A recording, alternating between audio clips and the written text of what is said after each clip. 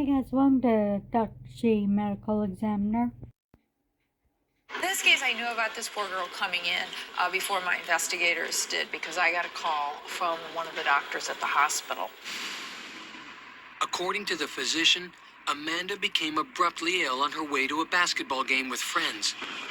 She got hot, she started getting hives, and started getting short of breath. Amanda's friends call 911 and she's rushed to the hospital. Initially, ER doctors believe she is having an aggressive and potentially fatal allergic reaction known as anaphylaxis. But in the hospital, Amanda does not respond to treatment. They do all the medications for an allergic reaction, anaphylaxis, but it didn't seem to do anything for her. When Amanda's condition doesn't improve, doctors are immediately alarmed. They wonder if she might have a massive infection, not anaphylaxis as they first suspected. To fight a possible deadly infection, they treat her with powerful antibiotics, but Amanda's condition continues to worsen. Within only hours, she slips into a coma and is placed on life support. Her recent work is another. Amanda was a volunteer for AmeriCorps, a national volunteer community service organization. Several days before she grew ill, Amanda had been in Biloxi, Mississippi, helping in the Hurricane Katrina relief effort.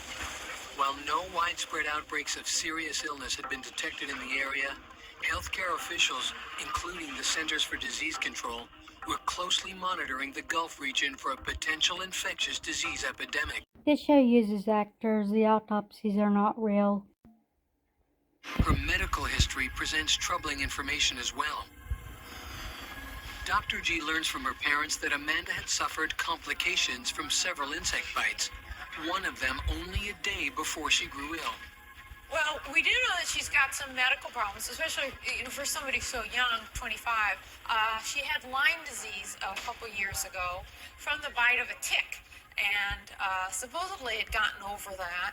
And recently, within the past year, she'd had a spider bite that she'd had some problems with. I was also told that she was recently stung in her left arm, and I was curious about what that would look like. And comes to her first conclusion. I mean, she looked very ill. And Dr. G sees something curious. On the inside of Amanda's left upper arm is a small mark, perhaps the bite Amanda reported. I incised it with my scalpel, and I certainly looked under the microscope to see if there was any reaction to it. There really wasn't. It looked very benign. Couldn't really see a stinger or anything like that. The effects of Amanda's acute illness are immediately apparent. When I do the one incision, I see a lot of fluid in her subcutaneous tissue. I see evidence of an organ failure. Her organs, her body wasn't getting enough blood. Her blood pressure wasn't maintained enough, so parts of her body was pretty much dying. Like the external examination, the internal exam of Amanda Reese is yielding few solid findings. Amanda's heart is normal. Her lungs are very heavy, triple the weight that they should be, but Dr. G finds no signs of infection in the tissue. Her lungs are very, very heavy, but I'm looking for pneumonia. I'm looking for pus. I'm looking for white cells or what type of process is going on. But with her, she looks like she's got lungs from being on a respirator and not being able to maintain her blood pressure. Something we see all the time, a lot of fluid buildup in her lungs, and she's in changes consistent with that. I still have to look at her head. But once again, there is nothing suspicious. No inflammation, no infection, no disease.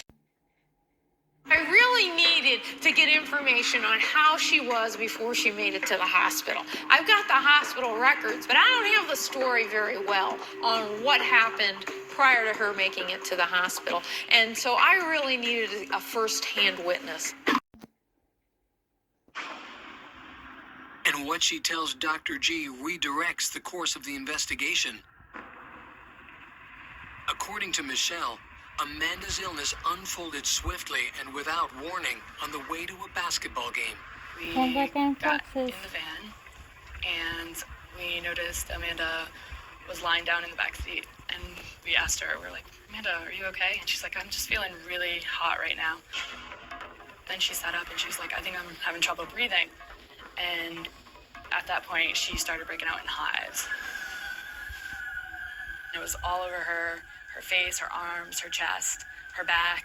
Well, I can do the diagnoses in Dr. G medical examiner like in this example, but I prefer letting Dr. G do it because I just find it more educational and more interesting her doing it. But with other medical shows like Mystery Diagnosis, I do that. That Amanda had no known allergies and the hospital's treatment for anaphylaxis was unsuccessful. The story she told me was not anything closely resembling an infection.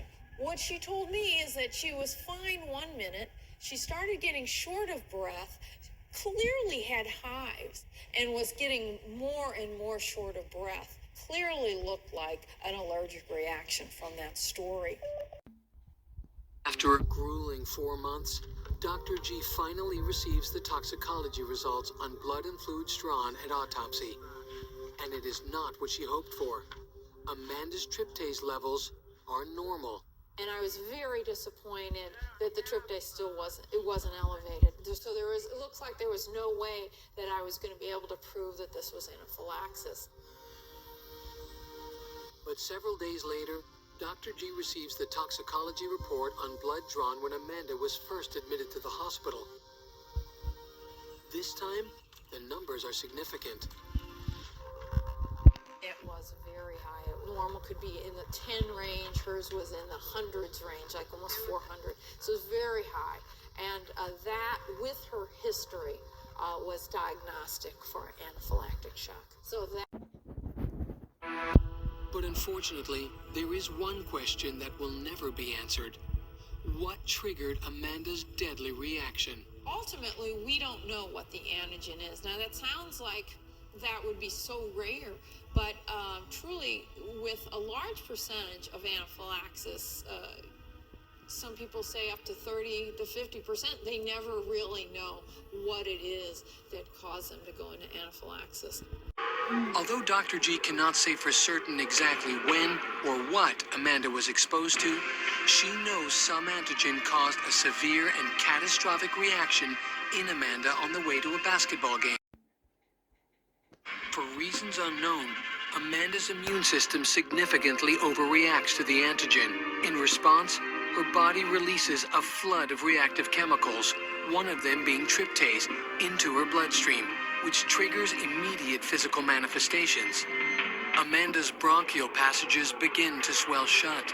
Blood vessels throughout her body begin to dilate, causing her blood pressure to drop precipitously.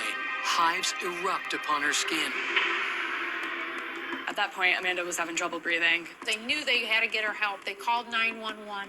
At that point, she was so short of breath, she's and kind of losing it mentally because she wasn't getting enough blood to the brain. They try to give her medication in the ambulance. It doesn't seem to be affecting her.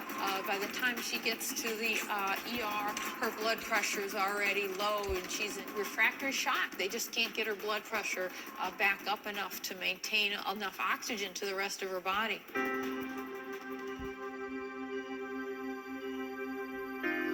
At the hospital, Amanda is treated aggressively for anaphylaxis, but for unknown reasons, her condition is so severe that medications are ineffective, leading doctors to believe that perhaps Amanda is sickened with a life-threatening infection.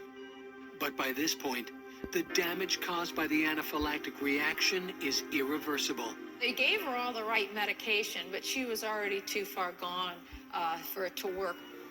The people in the pictures are my aunts, uncles, and my dad. Thank you for watching. Like, comment, and subscribe. I'll see you next time. Bye.